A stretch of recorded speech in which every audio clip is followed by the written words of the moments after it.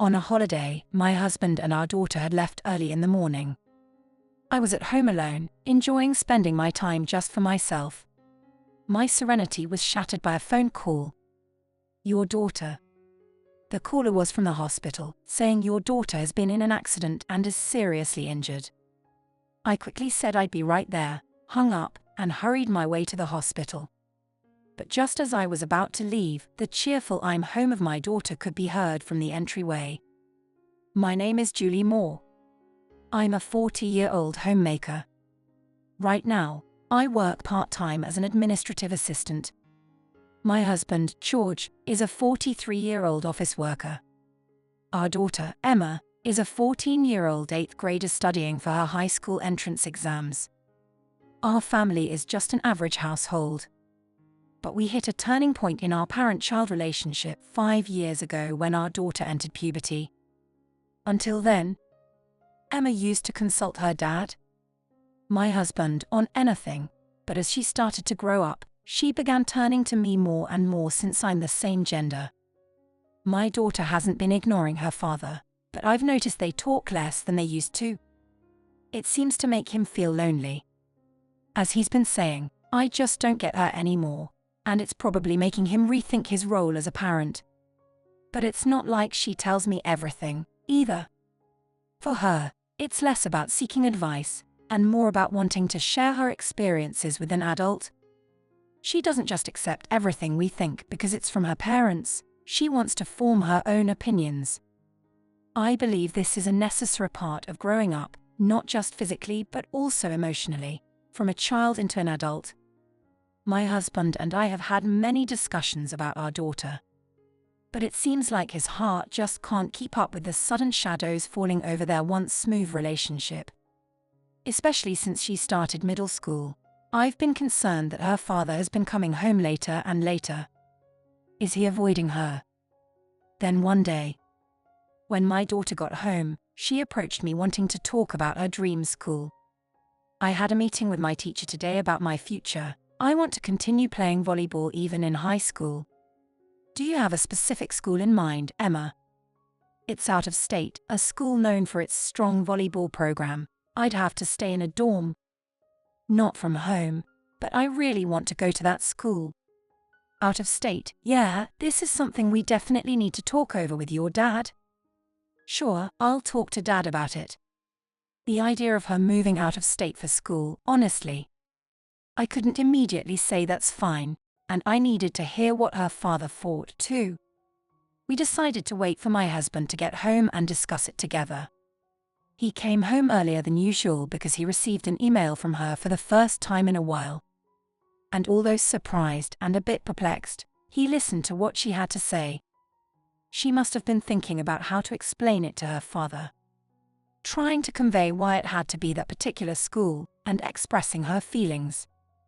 After pondering for a while, my husband eventually agreed that we should respect our daughter's wishes. Feeling a bit blue about our daughter, who just finished middle school, leaving home, my husband and I talked about it being time for us to start letting go. After that, my husband and daughter started talking more, like they used to, which eased my mind a bit. One weekend day, my daughter headed to her prep school, and my husband said he was meeting friends and left early in the morning. I wrapped up the chores and enjoyed a leisurely afternoon. Just as I was thinking about starting dinner, the phone rang. It was a call from a hospital outside the city. "Your daughter has been in an accident and was brought to our hospital." "An accident, is that true?" "Yes." "Is her name Emma Moore?" "No mistake." "Emma is indeed my daughter. How is she right now?" "She's currently in surgery, but it's serious." "Serious, I'll be right there."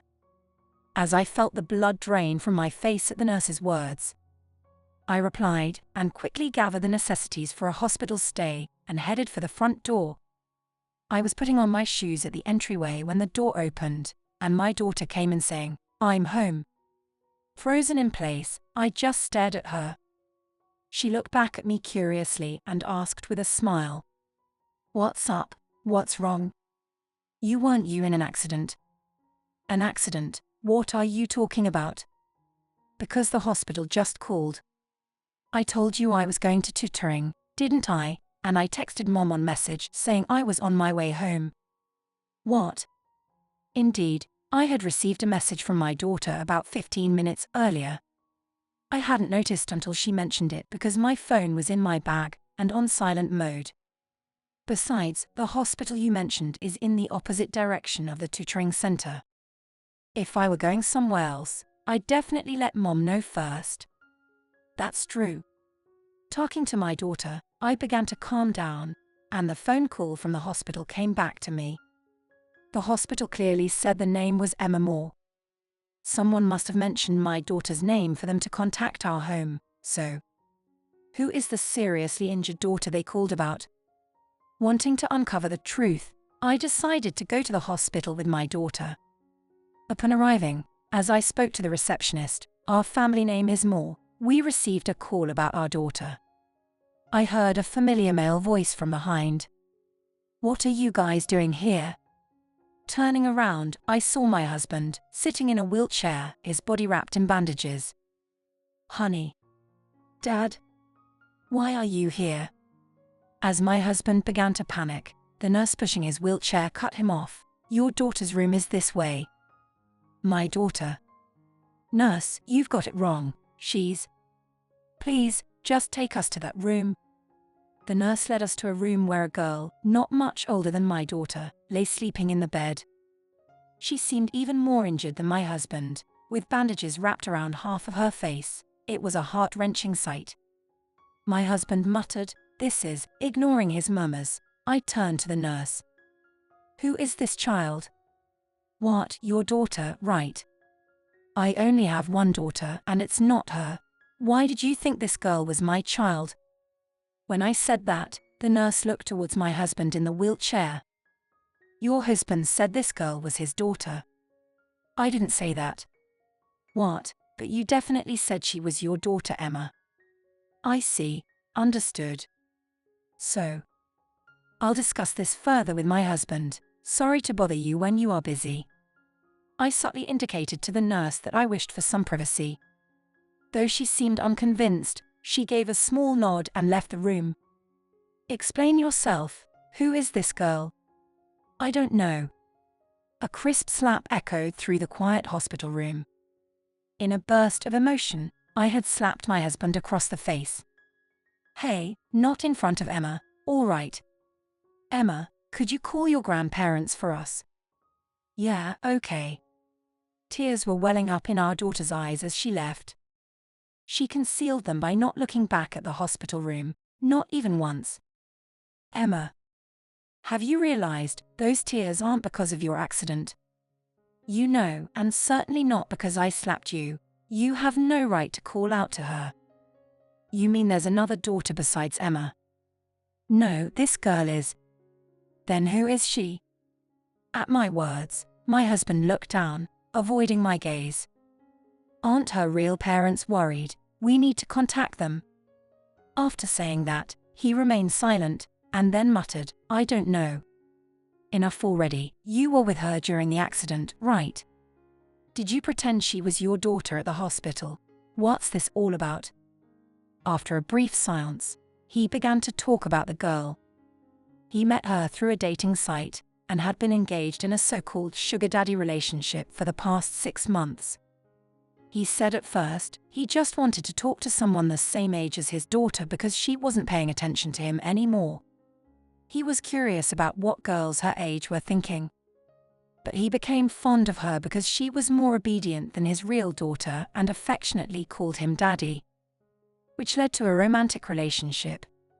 Today was a day off, and he planned to spend the day dating her, but got caught up in an accident along the way and ended up being taken to the hospital.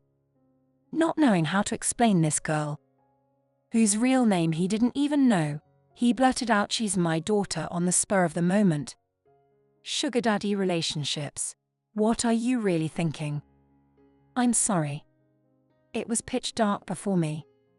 In my confused state, I desperately continued to think about what should be done. If he's involved with someone under 18, a girl the same age as his real daughter, then he's going to face the music. But given the situation, to even contact the girl's family, we've got no choice but to get the police involved. We have no choice, let's get the police involved. What are you talking about? If we do that, I could get arrested.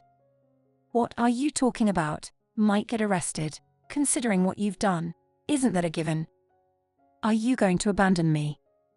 It's out of my hands, it's about what you did. She must have a family, right? So then, I never thought you were that kind of woman. My husband's words only fueled my anger further. I never thought you were that kind of man either, just like we care about Emily. Don't you think her parents feel the same if their daughter was injured and sleeping in the hospital? And they never knew because of someone's selfishness. I'd resent that person for life. For now, let's leave her identification to the police. As I reached for my smartphone to call the police, my husband lunged at me from his wheelchair. The phone slipped from my grasp as he desperately tried to snatch it, despite his limited mobility. Despite the pain, I managed to keep the smartphone out of his reach. Give me the smartphone. No way.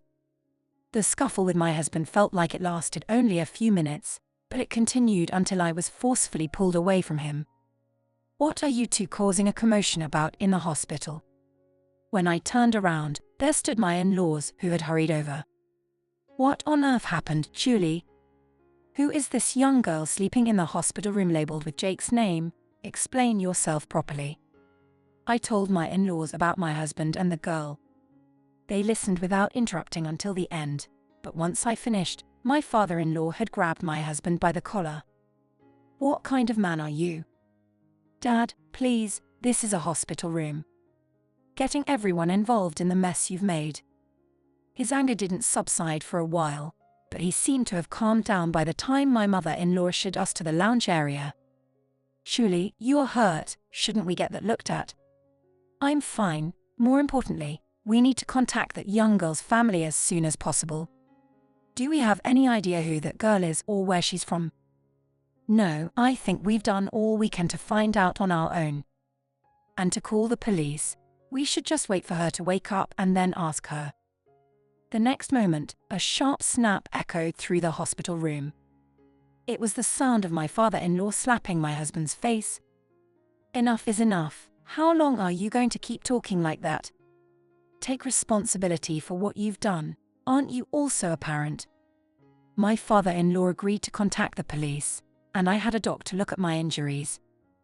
After my checkup was finished, my daughter and mother-in-law were waiting for me, and we decided to head home for the day.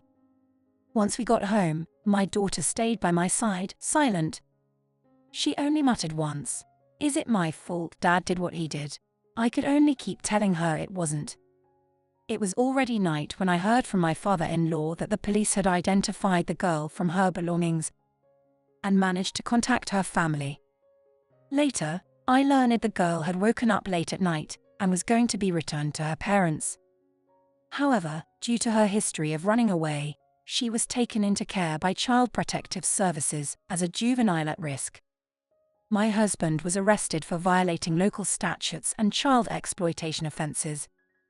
Recently, with the crackdown on such crimes, I heard that even first offenders will be taken to trial, which left me worrying about what to do. With my daughter's college entrance exams coming up, I promptly proposed divorce to my husband and also reached out to the girl's family regarding his actions. I thought that if we could settle, it might not lead to a non-prosecution, but it could facilitate an earlier release.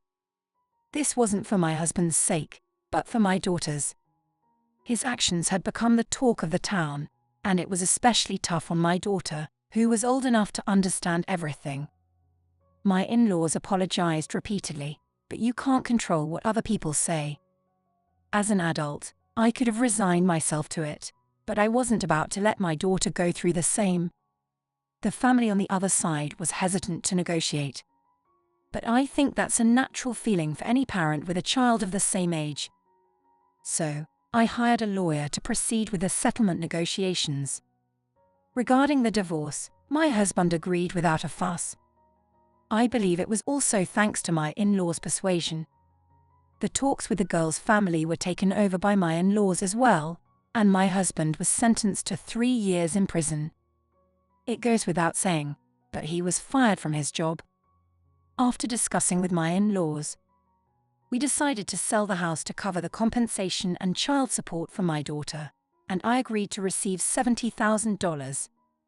After selling the house, I considered moving back to my hometown or relocating to a new place, but my daughter was against it. Transferring schools at a time like this will just lead to more weird rumors.